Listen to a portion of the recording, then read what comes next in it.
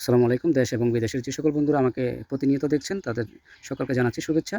স্ক্রিনে যে ভিডিওটি দেখছেন, এটি আমি গণপ্রজাতন্ত্রী বাংলাদেশ সরকারের ত্রয়োদশ জাতীয় সংসদ নির্বাচনের পূর্বে যখন মধ্য মুরাদপুর পালপাড়া গণসংযোগে এসেছিলাম, তখনকার করা ভিডিও, যেটি আপনাদেরকে আমি দেখিয়েছিলাম। এই হিন্দুপাড়ার এই একমাত্র চলাচলের রাস্তাটি কতটুকু অবহেলিত ছিল এবং অনুন্নত ছিল, যা বর্ষা মৌসুমে এই এলাকার মানুষজনের যাতায়াতের একদম অনুপযোগী হয়ে থাকতো। সেই রাস্তাটি আমি দেখিয়েছিলাম। সেই আলোকেই এই রাস্তাটি আমাদের মাননীয় নবনির্বাচিত মাননীয় সংসদ সদস্য জনাব নুরুল আমিন চেয়ারম্যান এমপি মহোদয় এই রাস্তাটিকে উন্নয়নের যেই অগ্রাধিকার দিয়েছেন, সেই অগ্রাধিকারের ভিত্তিতে অত্র এলাকার কৃতি সন্তান ডক্টর মোহাম্মদ কামাল উদ্দিনের সার্বিক তত্ত্বাবধানে আজকে আপনারা দেখতে পাচ্ছেন রাস্তাটি ব্রিক সোলিংয়ের কাজ চলছে।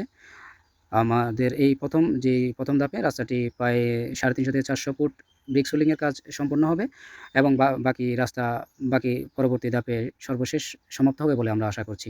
একটি অঞ্চলের, একটি গ্রামের উন্নয়নের জন্য প্রথম শর্ত হচ্ছে যোগাযোগ ব্যবস্থা। মাননীয় এমপি মহোদয়ের উন্নয়নের এই অগ্রযাত্রা সর্বক্ষেত্রে সর্বময়ে আরও সমৃদ্ধি হোক। এই সমৃদ্ধি করার জন্য আমরা সকলেই যার অবস্থান থেকে মাননীয় এমপি মহোদয়ের হাতকে আরও শক্তিশালী করব আশা করছি। আজকে এই পর্যন্তই। আবার কোনো রাস্তার এই উন্নয়ন এবং রাস্তার অবস্থা নিয়ে আপনাদের সামনে আবারও হাজির হব। সেই পর্যন্ত সবাই ভালো থাকুন, সুস্থ থাকুন। সকলকে জানাচ্ছি শুভেচ্ছা। সবাইকে ধন্যবাদ। আসসালামু আলাইকুম ওয়া রাহমাতুল্লাহি ওয়া বারাকাতুহু।